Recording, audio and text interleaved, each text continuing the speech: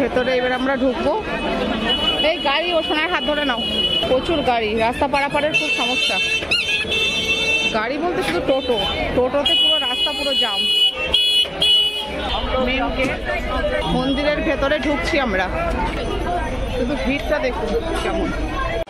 এটা তৈরি হয়ে গেলে যেটা পৃথিবীর সবচাইতে বড় হিন্দু মন্দির তৈরি হবে আর কি, এখনো তার কাজ চলছে, এখনো ওপেন হয়নি। মার্চের ভিতরেই 2025-এ মার্চের ভেতর ওপেনিং হবে। কুপনটা রাতের জন্য কেটে নিলেই তো ভালো হতো গো। নামভট্ট ভবন, এই যে কি পাওয়া যাবে সব দেওয়া রয়েছে, আর টাকার মূল্য হচ্ছে 60 টাকা।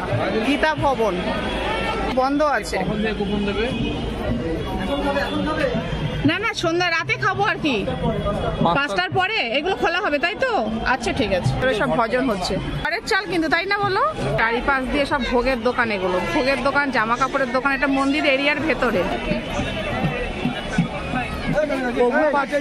মন্দিরের সমাধি, মন্দিরটার চারিপাশ দিয়ে কাজ হচ্ছে।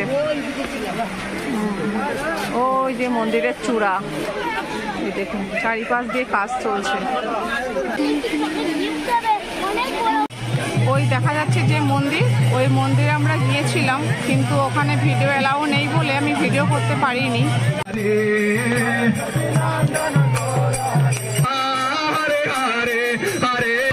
তো দুনিয়াতে আজকে ক্রিসমাস সবাই মানাচ্ছে, এখানে দেখে লাগছে আপনারা এত সুন্দর করে হরিনাম করছেন, এর থেকে বড় কোনো উৎসব হচ্ছে না। ভালো লেগেছে, খুব ভালো আপনারা হরিনাম করছেন, মনটা ভালো হয়ে গেছে। আরেকবার করেন।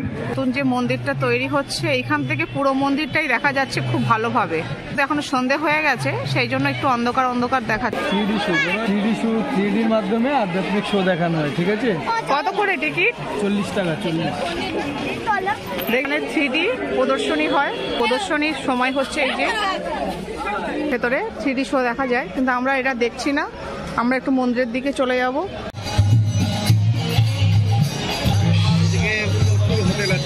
কত বাচ্চা বাচ্চা ছেলেরা সব হরে কৃষ্ণ করছে, দেখ গীতা মেলা।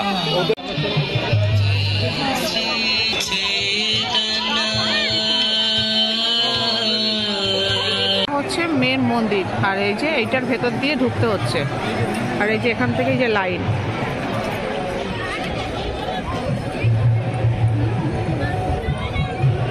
এই যে পুরো এটা লাইন। মায়াপুরের যে মেন মন্দির এই যে, আর ওই যে ভেতরে গৌরাঙ্গকে দেখা যাচ্ছে। আমরা আরতি দেখতে গিয়েছিলাম ভেতরে, আরতি দেখে বেরিয়ে এসেছি, আর ভেতরে তো ক্যামেরা এলাও নেই, তাই ভেতরে গিয়ে কিছুই দেখাতে পারিনি। তবে এখানে খুব সুন্দর একটা দৃশ্য, সেটা সন্ধ্যা আরতি। ওইটা না দেখলে এখানে আসলে খুব মিস করবেন। যারা আসবেন তারা চেষ্টা করবেন সন্ধ্যা আরতি দেখার জন্য। ইস্কন নামহট্ট ভবন, এই ভবনে এখন আমরা খেতে যাচ্ছি। দুপুরে তো হোটেলে খেয়েছিলে, দুপুরে কি খেয়েছো মায়াপুরে এসে একটু বলো। চুপ কেন? আমি ভিডিও করেছি, চুপ বললে হবে নাকি? ভিডিও করেছি, আমি দেখাবো। তুমি এখন মন্দিরে এসে তুমি কি কুপন কেটেছি নামহট্ট ভবনে খাওয়ার জন্য, রাতে 50 টাকা করে এক একজনের। নামহট্ট ভবন, নামহট্ট ভবনে ঢুকছি। এখানে কি খাবারের জন্য লাইন দিতে হবে নাকি? পুরে লাইন, টিকিট কেটেও এত লাইন। বলছি এসে বিনামূল্যে খাওয়ার মতন লাইন তো। খাবার আজকে হচ্ছে না, ওই জন্য একটা ভবনে হচ্ছে বলে এতটা ভিড়টা এত বেশি, তাই তো? নাও কি লাইন দিয়ে বসতে হবে, এভাবে সব জায়গায় লাইনের ব্যবস্থা। এটা এই ভালো কি ঠেলাঠেলি গুতোগুতিটা হয় না লাইন দিয়ে গেলে, এটাই ভালো। কি এটা বুফে সিস্টেম? হ্যাঁ গো, সত্যি সত্যি বুফে সিস্টেমে খাওয়া দাওয়া চলছে ওখানে। আমরা এখনো ওই অবধি পৌঁছাতে পারিনি। স্টিলের থালার উপরে পাতা রেখে দিচ্ছে। সোনাই নিয়ে নাও। থালার পরে কি বাটি? বাটি, বাটিতে কি দেওয়া হবে?